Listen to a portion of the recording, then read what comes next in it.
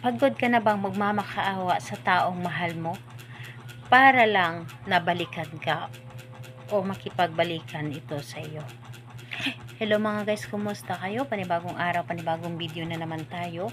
And sa araw na ito, isa na namang video ang aking tuturo sa inyo na simpleng gabay o simpleng pamamaraan na makakatulong sa atin. At bago ang lahat, gusto ko lang mag-disclaimer sa mga taong hindi naniniwala at hindi gusto ang mga kagaya nitong video. Please skip this video and maghanap kayo ng videos na gustong gusto nyo, dahil ang video na ito ay para lamang ito sa mga taong naniniwala and gusto mag-try. Sa lahat po ng mga nagko-comment dito sa aking video dito sa loob ng aking channel, mag-ingat sa lahat ng mga nagre-reply sa inyo na dinadala kayo sa kanilang WhatsApp ni Imo app upang makaiwas po tayo sa scam.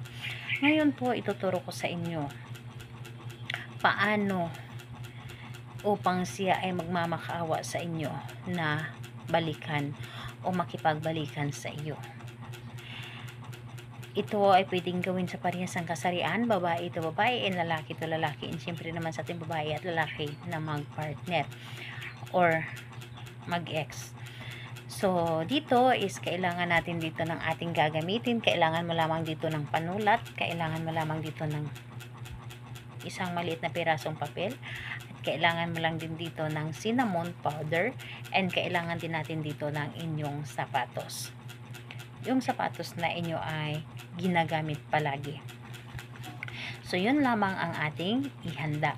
So, kapag handa na yung ating gagamitin, kailangan mo lang dito na ihanda ang inyong sarili.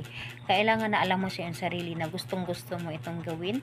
Buo ang inyong loob, tiwala at paniniwala sa paggawa nito, at walang makakadistract dapat sa inyo.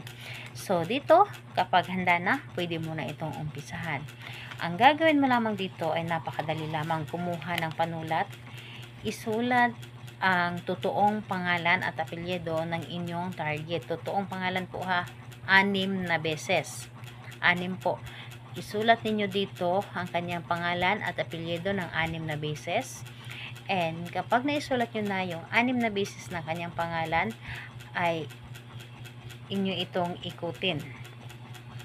At sa pag-ikot ninyo ng ganito, isulat nyo rin dito ng pa-cross ng 3 beses ang inyong pangalan na ikaw ang gumawa. So, pa-cross po ang iyong pangalan dito. And kapag naisulat nyo na dito ang iyong pangalan, kumuha ng 3 dakot ng cinnamon powder. So, kumuha kayo ng 3 dakot na cinnamon powder at ilagay po dito sa inyong isinulat na kanyang pangalan at iyong pangalan. At inyo itong ipahid dito sa buong pangalan ninyong dalawa. And habang pinapahid ninyo dito sa inyong buong pangalan, ay iniisip ninyo nagmamamakaawa siya na makipagbalikan sa inyo. And kapag nalagyan na ito lahat ng cinnamon powder ang inyong pangalang dalawa, ay inyo itong itupi ng 3 beses na dapat ay papunta sa inyo. Papunta po dapat sa inyo ang pagkatupi nito. 3 beses po. Ayan. Pagkatupi ninyo ito, kunin ninyo ang inyong kaliwang sapatos. Kunin ninyo ang kaliwang sapatos at ilagay ito doon sa loob ng inyong sapatos, sa kaliwa po ha. At ilagay ninyo ito ng 3 araw lamang doon sa inyong sapatos.